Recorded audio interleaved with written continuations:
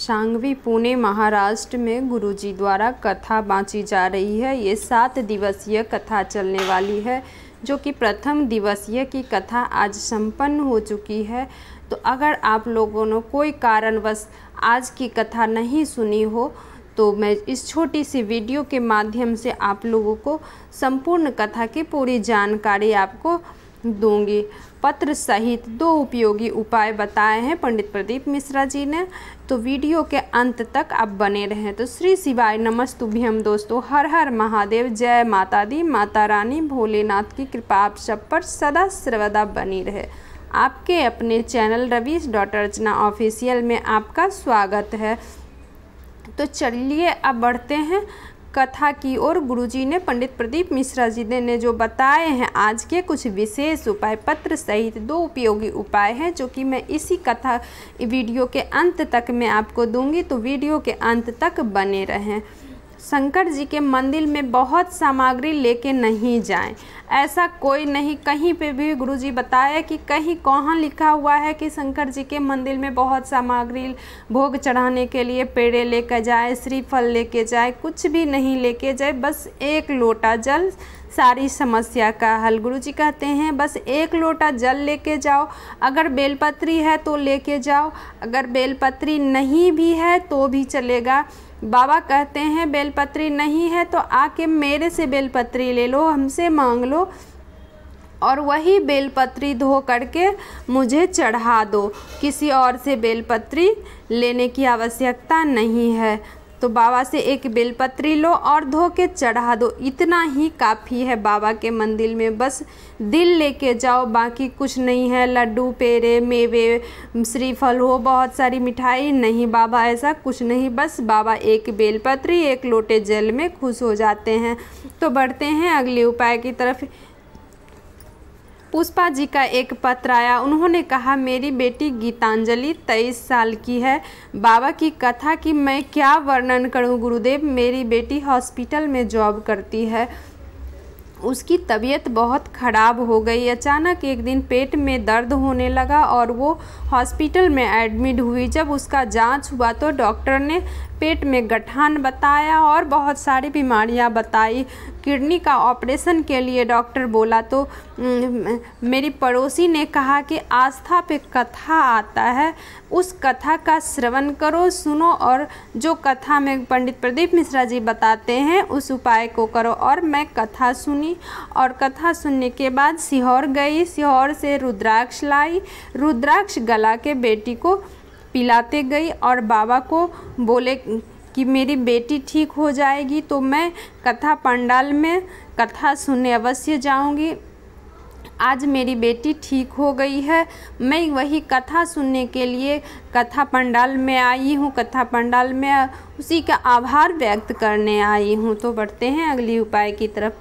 एक और पत्र आया पूजापति जी का। वो बोली गुरुदेव मैं अपने पति को बोली कि मुझे कथा में ले चलो। मेरे पति बोले कथा हमेशा कहीं ना कहीं होते रहती है, तो क्या बार बार कथा जाती रहोगी। नहीं, ऐसा नहीं है, मैं नहीं ले जाऊंगा। मेरे पति को ये सब पे विश्वास नहीं है। और वो हंसने लगे। और फिर कहीं और कथा हो रही थी तो मैं बोली अपने पति से बस 1 दिन की कथा सुनने के लिए ले चलो, बस 1 घंटे या आधे घंटे की कथा सुनने के लिए ले चलो, अंतिम दिवसीय की कथा सुनने के लिए मुझे कथा में ले चलो, जो मांगोगे वो मिलेगा। तो मेरे पति हंसने लगे और बोले कि ऐसा होता है क्या। मैंने कहा हाँ बिल्कुल होता है। तो मेरे पति बोले कि बाबा क्या मेरे ऑफिस थानेदार का पोस्ट पे मुझे कर सकते हैं, थानेदार बना सकते हैं। तो मैं बोली बिल्कुल बना सकते हैं। तो मेरे पति कथा पंडाल में ले गए और कथा पंडाल में जाके मैं अंतिम दिवसीय की कथा थी और मैं बाबा से बोली कि मेरे पति को थानेदार बना दो। आज मेरे पति थानेदार के पद पे हैं। तो मैं उसी का कथा का आभार व्यक्त करने इस कथा पंडाल में आई हूँ। मेरे पति को विश्वास नहीं था, लेकिन अब मेरे पति को भी विश्वास हो गया है। तो बढ़ते हैं अगली उपाय की तरफ। अंकिता जी का पत्र आया। मेरे पति दुबई में रहते हैं। मेरे सारी मेरे शादी को कई साल हो गई, मुझे संतान का सुख नहीं था, मेरे पति को विश्वास नहीं था, पर मैं पति को लेकर आंकड़े के जड़ लाई और जड़ का प्रयोग किया। मुझे बाबा की कृपा से पुत्र रत्न की प्राप्ति हुआ और शिव जी के नाम पे ही मैंने अपना बेटा का नाम रखा है और वो अपना बेटा का फ़ोटो भी लगाई थी। तो मैं इसी का वर्णन करने आई, इसी कथा पंडाल में आभार व्यक्त करने आई हूँ। तो बढ़ते हैं अगली उपाय की तरफ। पंडित प्रदीप मिश्रा जी कहते हैं कि 3-4 चीज़ों का दोष डेली लगता है, हर एक दिन 4 चीज़ों का दोष लगता है हर एक इंसान को।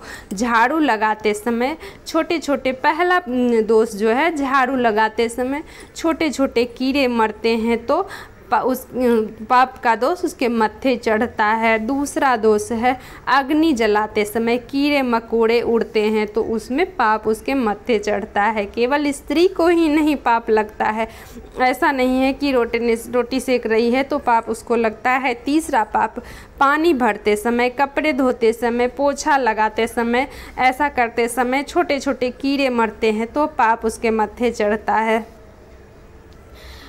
चौथा पाप चलते समय कीड़े मकोड़े मरते रहते तो उसका पाप उसके मत्थे चढ़ता है। तो बढ़ते हैं अगली उपाय की तरफ। पंडित प्रदीप मिश्रा जी कहते हैं 1 बेलपत्री और 1 लोटे जल जो चढ़ाते हैं तो वो जल, थोड़ा सा जल अपने मस्तक पर छिड़क लेते हैं तो रोग हमारे करीब नहीं आती, क्योंकि वो जल बेलपत्री को और महादेव को स्पर्श करके निकलती है। वो जल अपने मस्तक पर छिड़कते हैं तो इसीलिए कोई भी बीमारी हमारे करीब नहीं आती है। तो बढ़ते हैं अगली उपाय की तरफ। शिव जी कहते हैं सुनो पार्वती, अगर कोई जीव कहीं भी दिवालय में, शिवालय में, रोड पे कहीं भी एक बेलपत्री का वृक्ष लगा दे तो वो मरने के बाद धरती लोक में दोबारा नहीं जन्म लेता है, वो दोबारा धरती लोक पे नहीं आता है, वो शिवलोक चला जाता है। तो बेलपत्री का वृक्ष लगाने का वो फल है। तो बढ़ते हैं अगली उपाय की तरफ। डॉक्टर सुनीता जी का पत्र आया। उन्होंने कहा गुरुजी मैं होम्योपैथी का डॉक्टर हूँ, मेरी लड़की जो अच्छी पोस्ट पे काम करती है उसकी शादी नहीं हो रही थी। कोई व्यक्ति दवाई लेने आया तो उन्होंने कहा गुरुजी का शिव पुराण कथा आती है, बस 1 दिन की कथा सुन लो, 1 दिन की कथा सुन लो और कथा में जो कहता है वो करो। ये तो मेरे लिए बहुत कठिन थी, पर मैं गई और अपने पशुपति व्रत बताए और मैं और मेरी बेटी दोनों ने व्रत किया। दूसरे सोमवार के दिन मेरी बेटी का रिश्ता आया और 5वें सोमवार के दिन एंगेजमेंट हो गई। मैं कथा पंडाल में आभार व्यक्त करने आई हूँ।